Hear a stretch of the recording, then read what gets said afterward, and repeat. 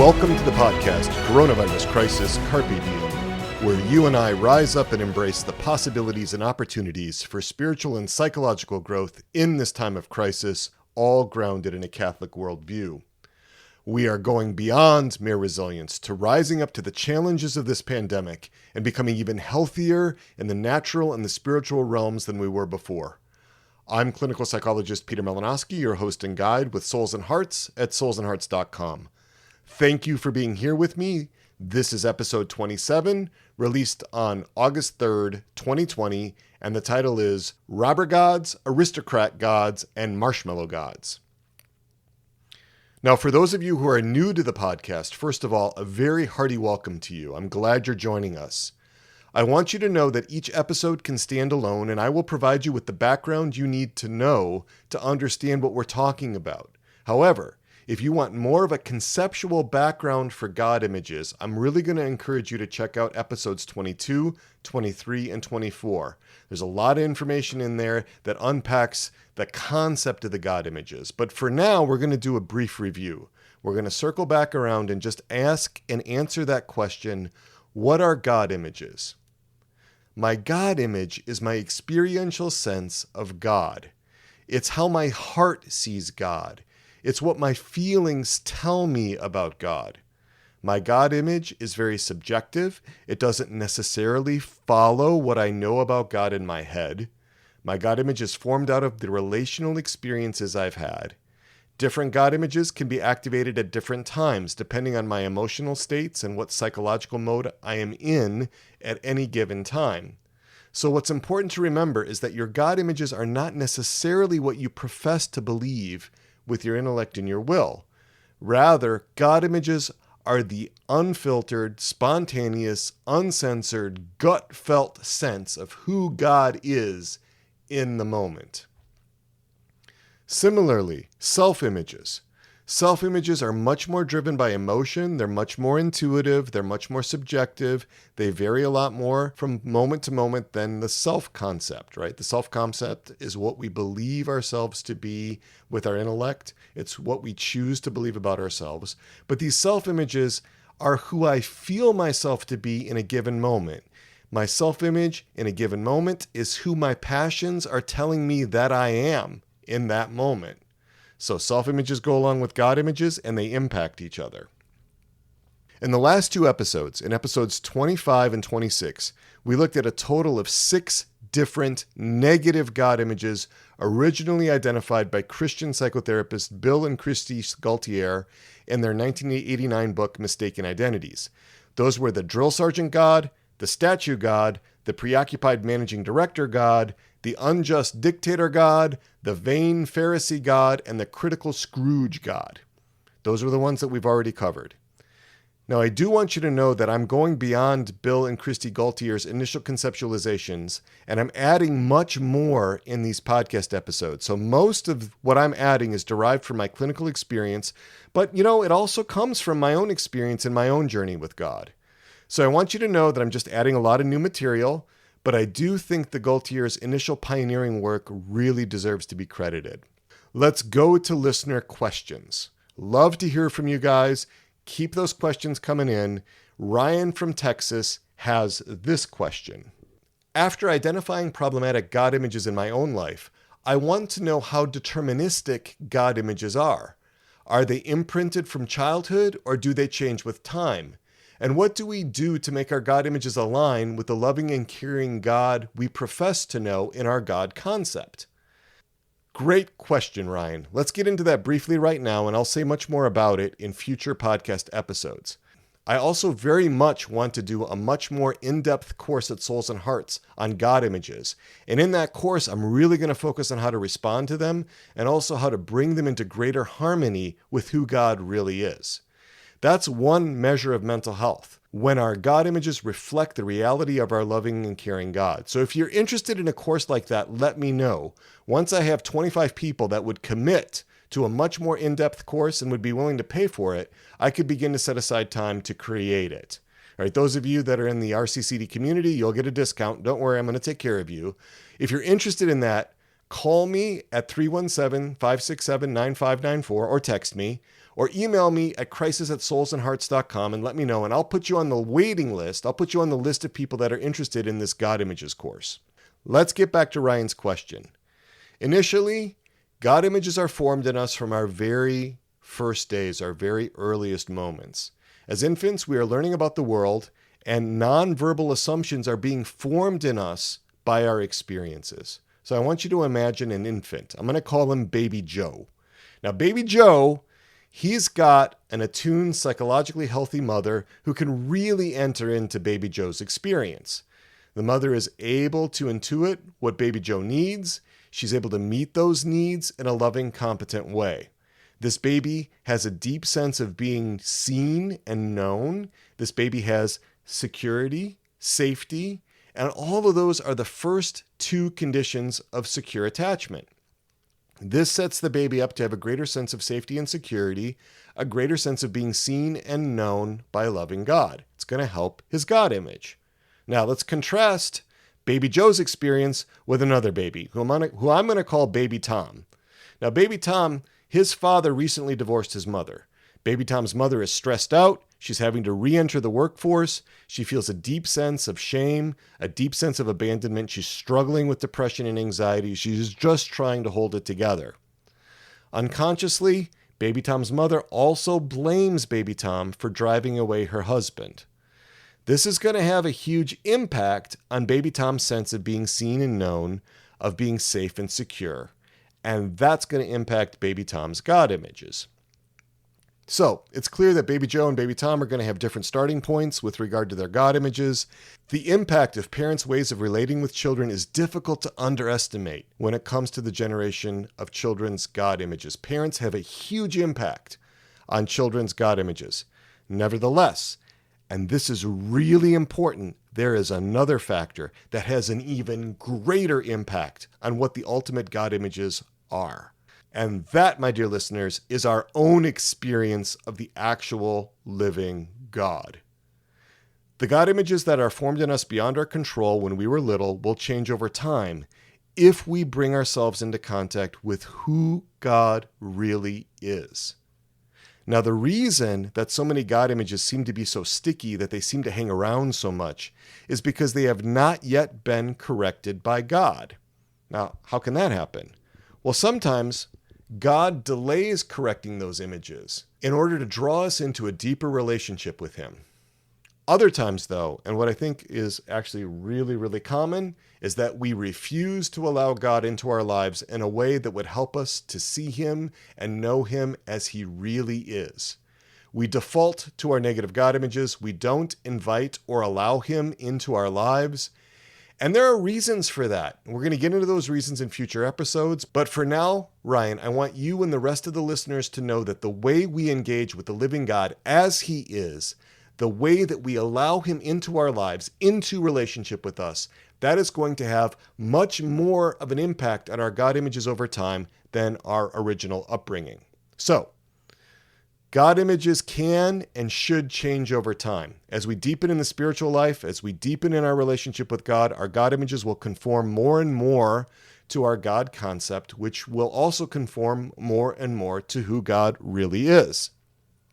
Okay, with that, let's dive into 3 God images that we are reviewing today. And these are the Robber God, the Elite Aristocrat God, and the Marshmallow God.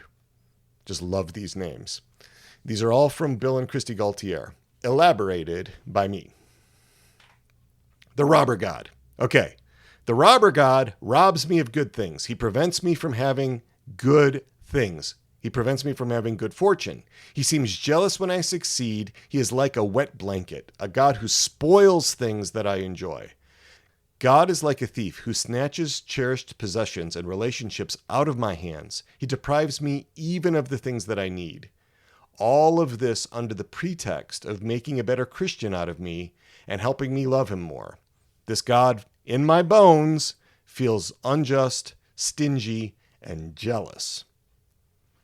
So what Bible verses do we have? Well, the Gaultiers provide us some verses from Psalm 88. I expand them a little bit. Here are the verses. Verses 4 to 8. I am reckoned among those who go down to the pit. I am a man who has no strength, like one forsaken among the dead, like the slain that lie in the grave, like those whom thou dost remember no more, for they are cut off from thy hand. Thou hast put me in the depths of the pit, in the regions dark and deep. Thy wrath lies heavy on me, and thou dost overwhelm me with all thy waves. Thou hast caused my companions to shun me. Thou hast made me a thing of horror to them. All right, so you can see in this Bible verse what the psalmist is experiencing: the loss of strength, the loss of relationship with God, feelings of imprisonment, like being in a dark, deep pit, the loss of companionship, the loss of friendship, the loss of my respectable, curated image to others. It's all in that psalm. You can see in the experience of the psalmist, God robbing him of these things, right?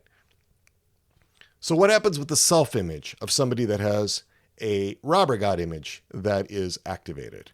Well, because my robber God image doesn't really want me to have good things that I enjoy, I've got to hang on to all that I can lay my hands on.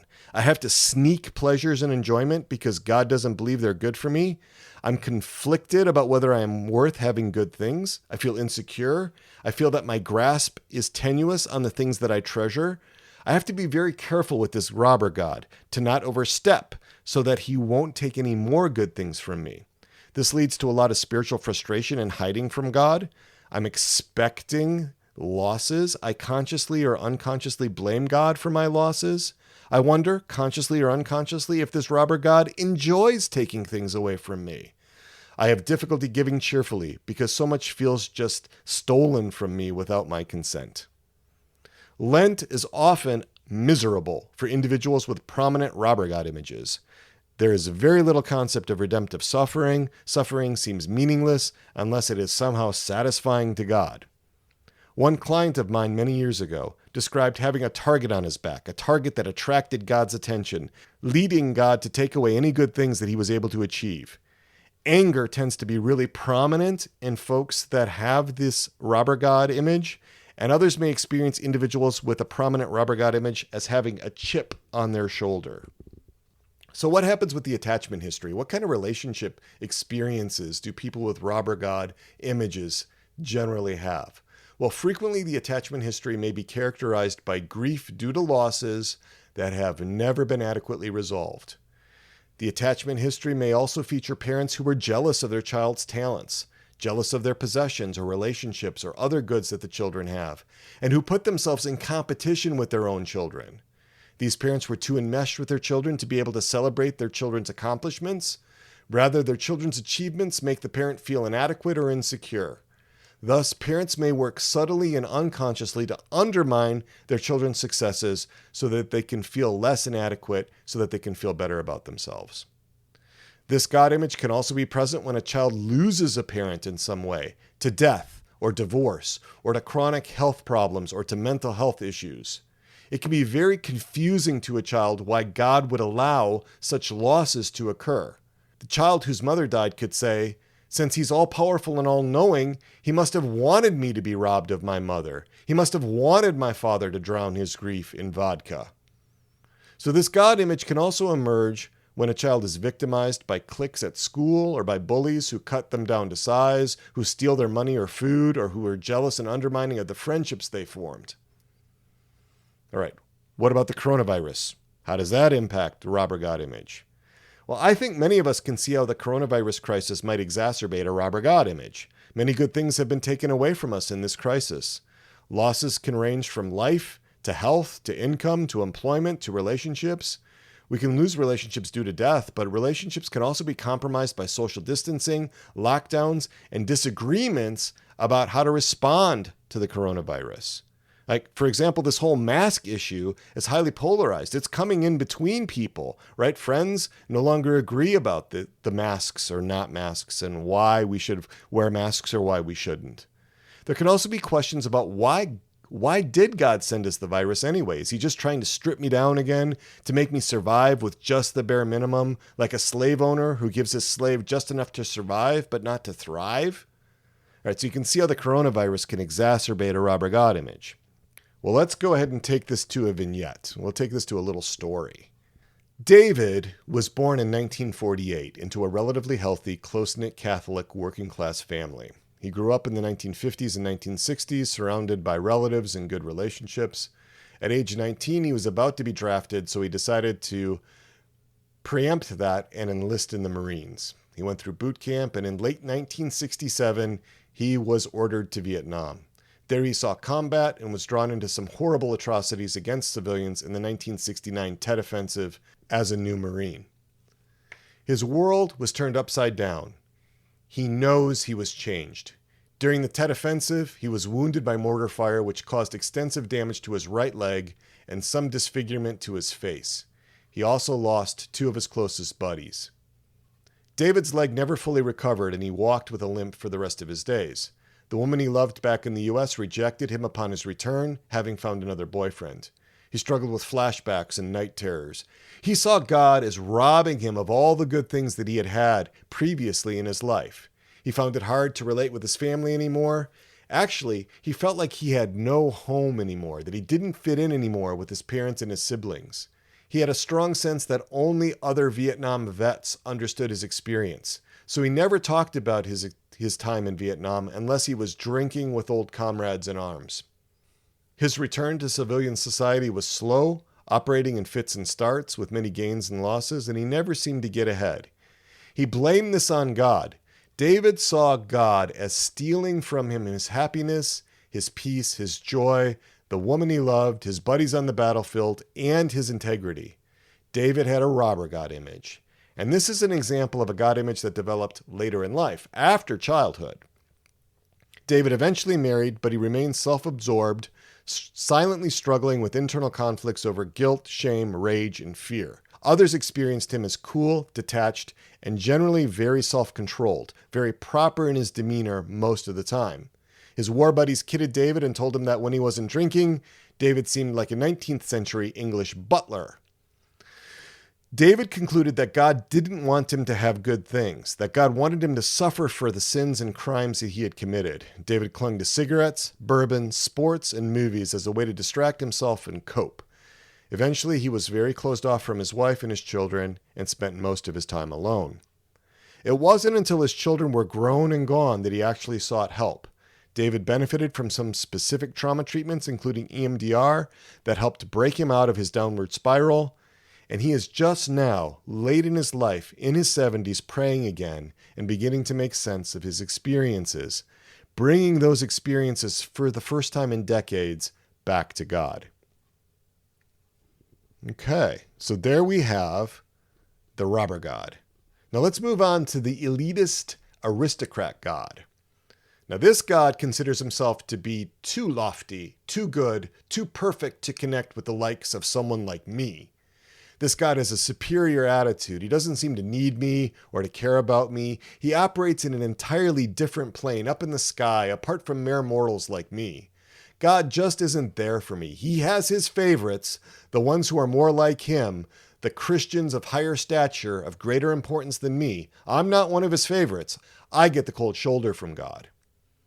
So how about the Bible verse, right? This is also from Psalm 88, verses 9 and 13 to 14. It reflects the elitist aristocrat God. Every day I call upon thee, O Lord. I spread out my hands to thee.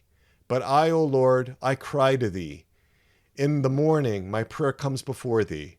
O Lord, why dost thou cast me off? You can see that the psalmist is crying out to God, but feeling cast off, ignored, the prayers seemingly disregarded. And maybe there's a part of you that can resonate with these feelings, feelings of being disregarded or being set aside by God. All right, so what is the self-image of somebody that is struggling with an elitist aristocrat God image? Well, if I'm struggling with a self-image like that, I feel like I was born under an ill-fated star. I was born on the wrong side of the tracks. God doesn't associate with low-class people like me. He doesn't even notice me. I'm too far beneath him. He just ignores me. On the rare occasions when he does notice me, he puts me down. When I pray, my words just get lost in the void. He is not there to hear my prayers. I'm excluded from the circles of the people he favors. I get the crumbs under the table like the dogs. I'm not good enough to be in God's good graces. God doesn't need me for anything. He doesn't really want me in his sight. And if he knows me from afar. And he doesn't really like what he sees. All right. What kind of attachment history might lead to an elitist aristocrat God image? Well, the elitist aristocrat God image can emerge when a child feels very distant from his or her parents. The child's parents may be very self-absorbed, caught up in their own social or professional images, the way that they are seen by the world. A child may accurately or inaccurately assume that he or she is not mom or dad's favorite one.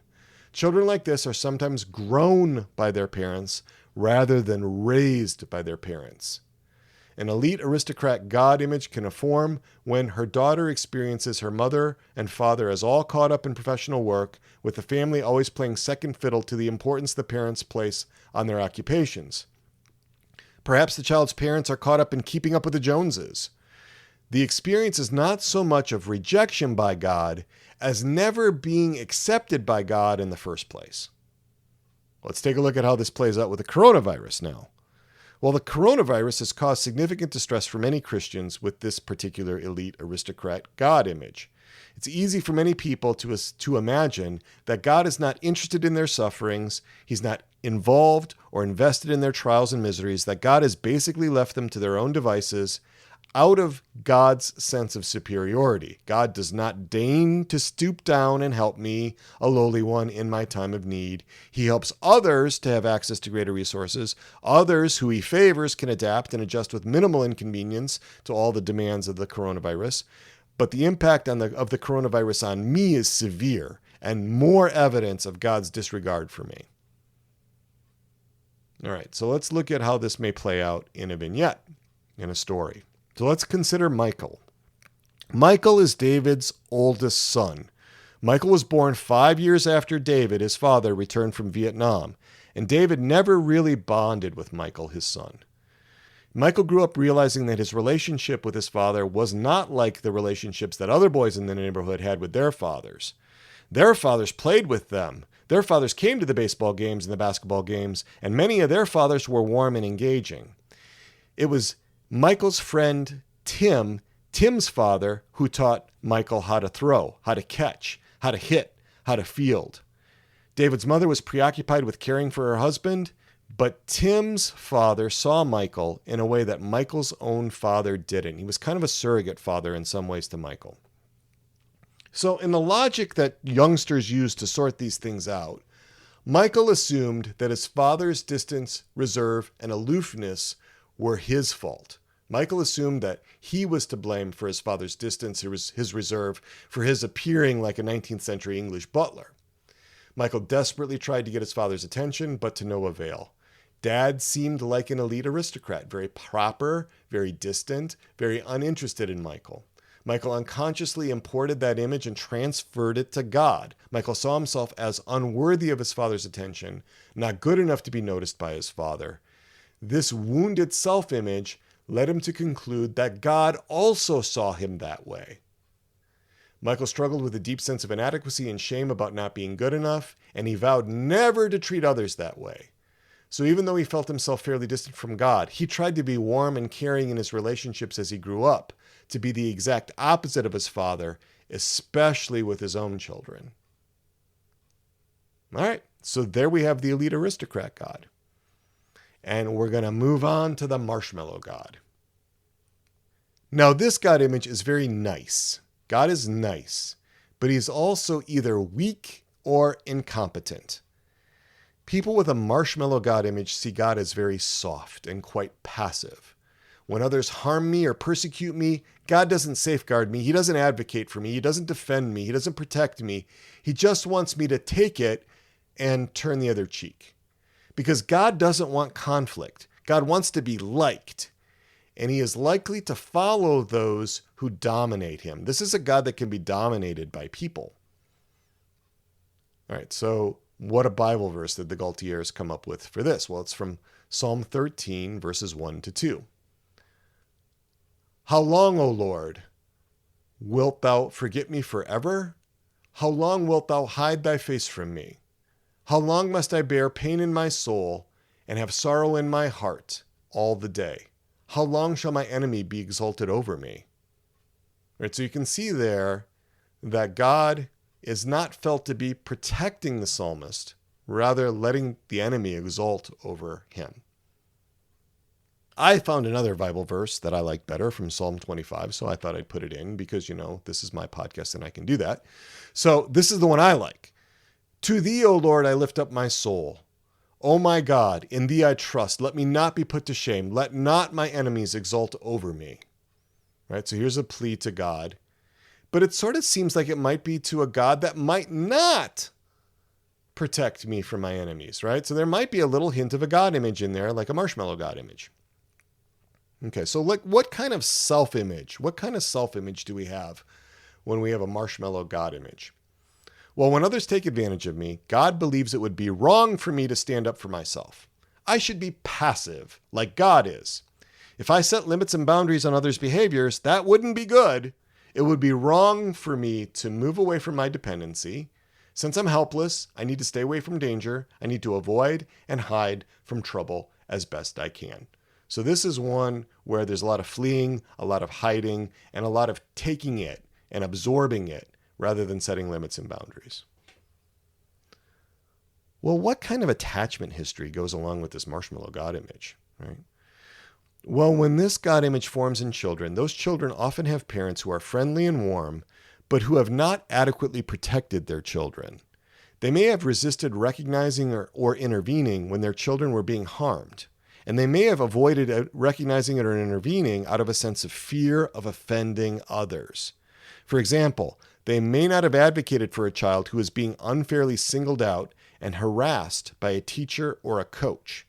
The child may have seen his parents be pushed around or dominated by more powerful others to the detriment of the whole family. Now, sometimes this God image develops when parents are overprotective and they communicate to the child that he or she is weak, helpless, and dependent, and that's how it should be. The child can then form the idea that this is how God wants them to be as well. We must be nice, and we must be like God, so God must be nice. All right, how does this play out in the era of the coronavirus? Let's look at that. Well, in the coronavirus era, God may seem passive, just letting things unfold without any divine intervention. We may have parts of us that feel that God is not up to the challenge of helping us through the coronavirus. We may have a sense that our bishops and priests have not helped us through the crisis, and they may have even made our lives more difficult by unnecessarily blocking access to churches, by unnecessarily restricting our access to the sacraments, even going beyond the restrictions that were required by government decrees. We may have gotten the message from our civic and church leaders that we are naive children that would have unnecessarily risked our own lives and the lives of others if we had been able to attend Mass, that we could not make appropriate judgments, and so these leaders needed to protect us from ourselves. We may also have parts of us that feel that God is not up to the task of administering justice to those criminals who really need it. God may seem to be very nice and soft to those who undermine the church from within, wayward bishops and cardinals, priests and others. The much maligned fire and brimstone from previous centuries may seem wholly absent to us now. It may appear in this coronavirus era that God does not seem to set limits on anyone. Lying, cheating, fraud, all kinds of misbehavior go unchecked in our government and in our culture. And this can exacerbate a Marshmallow God image. It can lead to that question, who's minding the store, God? Who is actually watching over all of us? So let's go to a story. Michael married, and he had 2 children of his own, and he worked really hard to be caring and gratifying to everybody. Unconsciously, Michael equated firmness with coldness. Indeed, Michael had difficulty setting boundaries and limits with others, as he was so conditioned to want others to like him. So when his oldest son Daniel went off to school, and when Daniel experienced bullying on the bus, he tried to help his son understand the bully's point of view and to understand why the bus driver did not intervene. What Michael didn't do is that he didn't advocate for little Daniel in a way that would have been helpful to him. When Daniel had a Little League coach that rode him mercilessly, calling him names and mocking him in front of the other boys, his father did not stand up for him. Michael was more invested in maintaining a good relationship with the coach and trying to win him over to treating Daniel better through those means. Daniel's experience of his father, though, was that his father was nice, warm, gregarious, but powerless in the face of conflict. As a 7-year-old, Daniel generally saw his father as a good man, but he assumed that God must be like his father. This also fit his experience because no one advocated for him when he was persecuted by authority figures. All right. So, those are the 3 God images for today. The Robber God, the Elite Aristocrat God, and the Marshmallow God. We've already covered a lot in this podcast episode, so I don't have time to go into how these 3 God images are commonly generated in children who were sexually abused. I actually see this a lot. These 3 God images come up when there is a history of sexual abuse, particularly sexual abuse in the family of origin. Abuse and neglect have really harmful effects on God images, as you may imagine. And so, I'm going to do a little bonus episode just for the members of the Resilient Catholics Carpe Diem community. That's the community that grew up around this podcast. So this premium episode is going to be on sexual abuse and these 3 particular God images. Now, this particular episode, this bonus episode, may be a little more intense for people, so it may be better to do it just in the community. Bonus episodes are one of the benefits of becoming a member. I really am going to encourage you, again, go to soulsandhearts.com, click on the, quote, all courses and shows, end quote, tab, and register for the Resilient Catholics Carpe Diem community. It's free for the first 30 days, $25 per month after that. These memberships to the RCCD community, that's what makes this podcast possible. The RCCD members, through their $25 per month, offset the costs of producing this podcast and also help pay for the overhead for the Souls and Hearts website. Now, other benefits for RCCD members include the PDFs I reprinted of the God Image Questionnaire by Bill Gaultier. Bill Gaultier has given us permission to reformat that and to reprint it in our community section. Check that out. It can help you determine what your God images are. It's a 28-item questionnaire that reviews these 14 God images that we're covering in these current episodes of the podcast. One more thing is that we are having an RCCD community meeting this Friday, August 7th, from 7:30 p.m. to 8:30 p.m. Eastern Time. We're going to be discussing any questions you have about God images and self-images. Bring those questions to us. That is going to be a non-recorded meeting. We're not going to record that one so that people can be more open, more free to say whatever they want, knowing that it's not going to be watched later. It's also a way for us to build relationships and connections within the RCCD community. And finally, RCCD members now have access to our Mighty Networks app, which allows us to connect much more easily. It's really great. It's actually very easy to private message, to form little groups, to post things, to comment on things. It's rapidly becoming the central hub for the RCCD community. Community members can email me at crisis@soulsandhearts.com. We'll get you set up with that. It's by invitation. And with that, we'll go to our patroness and our patron, and we'll wrap it for today. Our Lady, our Mother, undoer of knots, pray for us. St. John the Baptist, pray for us.